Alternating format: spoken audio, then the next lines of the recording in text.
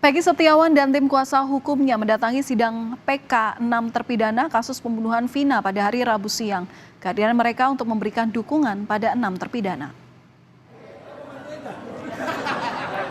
Peggy Setiawan didampingi Sugianti dan Tony RM mendatangi Pengadilan Negeri Kota Cirebon. Kehadiran Peggy dan kuasa hukum ini sebagai upaya dukungan moral kepada 6 terpidana termasuk juga Sudirman yang akan mulai sidang pada 24 September mendatang.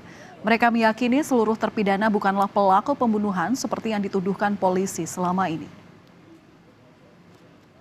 Ini dan keluarga dan tim kuasa hukum juga saling mensupport. Semoga mereka bisa merasakan apa yang saya rasakan, terutama kebahagiaan yang saya rasakan saat ini, bisa kumpul dengan keluarga. Semoga suatu saat nanti mereka bisa kumpul juga bersama keluarga dan mereka bisa mendapat keadilan. Saudara, seorang turis asing asal Tiongkok tewas saat sedang berselancar di lokasi wisata Pantai Bungung Pandang, Kabupaten Jeneponto, Sulawesi Selatan.